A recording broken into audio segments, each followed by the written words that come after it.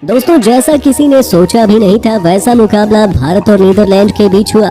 सांसें रोक देने वाले इस मैच में नीदरलैंड की टीम ने हमें 165 रनों का लक्ष्य दिया। बता दें, बारिश की वजह से मुकाबला केवल 15 ओवर का ही खेला गया, जिसमें जेवान लॉकॉक और बोआर्ड ने अच्छी बल्लेबाजी की, जिसकी बदौलत नीदरलैंड ने हमारी टीम के सामने 165 रन बनाने में कामयाब रहा। जेवान लॉकॉक ने 53 रनों की शानदार पारी खेली, वहीं 60 रन बनाकर बार्ड ने भी महफिल लूटी। आखिर में जैन फ्राइलिंग ने कुछ अच्छे शॉट खेलकर अपनी टीम को एक बड़े लक्ष्य तक पहुंचा दिया। भारत की तरफ से मोहम्मद शमी और भुवनेश्वर कुमार ने 2-2 विकेट लिए। एक विकेट युजवेंद्र चहल को भी मिला, वहीं बाकी गेंदबाजों को निराशा हाथ लगी। टीम इंडिया को जीत के लिए 15 ओवर में 165 रनों की दरकार थी।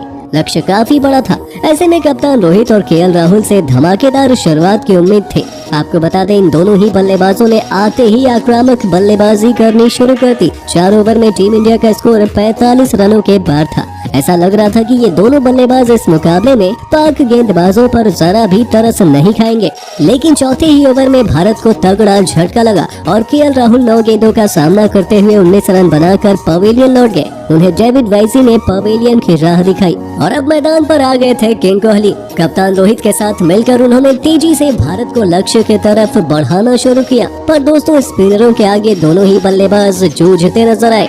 टिम प्रिंगले ने विराट कोहली को बांधे रखा था, लेकिन तूफान को कोई कब तक रोक सकता है। कोहली ने टिम प्रिंगले के तीसरे ओवर में 2 छक्के और 1 चौका लगाते हुए ये बता दिया कि आखिरकार किंग कौन है।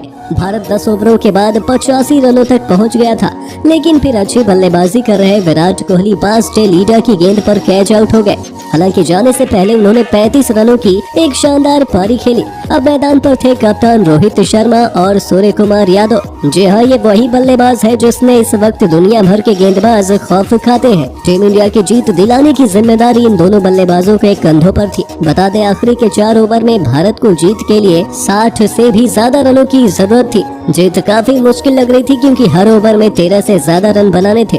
ऐसे में दोनों ही बल्लेबाजों को करिश्माई बल्लेबाजी करनी थी। पारी के 13वें ओवर में गेंदबाजी करने आए थे डेविड और उनको आड़े हाथों लेते हुए सूर्या ने 1 नहीं 2 नहीं बल्कि कुल 3 छक्के लगा दिए। जी हाँ, सूर्या ने डेविड के इस ओवर में 3 छक्के जड़कर कुल 22 रन बटोरे। यहाँ से प्रशंसकों को ये लगने लगा कि हाँ, अब इस मुकाबले में टीम इंडिया जीत सकती है। सूर्या ऐसी बल्लेबाजी कर रहे थे जैसा किसी ने सोचा तक नहीं था।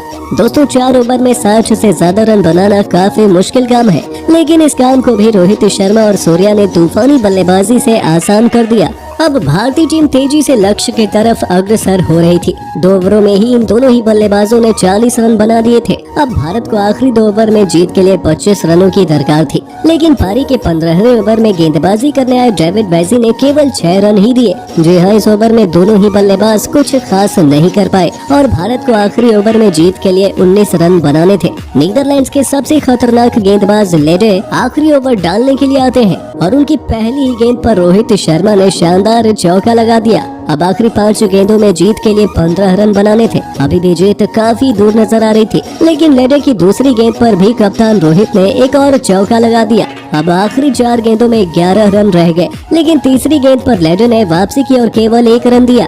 सूर्य कुमार यादव स्ट्राइक पर आ गए और अब 3 गेंदों में बनाने थे 10 रन। लेडे की चौथी गेंद पर सूर्य कुमार यादव ने एक्स्ट्रा कवर के ऊपर से शानदार छक्का लगाया और अब 2 गेंदों में 4 रनों की जरूरत थी, लेकिन लेडे ने वापसी की और एक खतरनाक बाउंसर डाली, जिस पर सूर्य कुमार यादव कुछ खास नहीं कर पाए। दोस्तों, अब 1 गेंद पर 4 रन बनाने थे। स्ट्राइक पर थे सूर्या और प्रशंसकों को उम्मीद थी कि वो भारत को जीत दिला देंगे। आपको बता दें, एबी डिविलियर्स के अंदाज में विकेट के पीछे उन्होंने छक्का लगाने का प्रयास किया, लेकिन गेंद डेविड वैसे के हाथों में चली गई। लेकिन दोस्तों, तभी अजूबा हुआ और डेविड के हाथों से गेंद छूटकर बाउंड्री पार चली गई। इस पर पूरा स्टेडियम दंग रह गया और सभी की हंसी भी निकल गई और भारत इसी के साथ जीत गया। जी हाँ, एक सांस रोक देने वाले मैच में आखिरकार टीम इंडिया को जीत मिली। दोस्तों, भारत और नीदरलैंड के बीच एक ऐसा ही सांस रोक देने वाला मैच हो सकता है।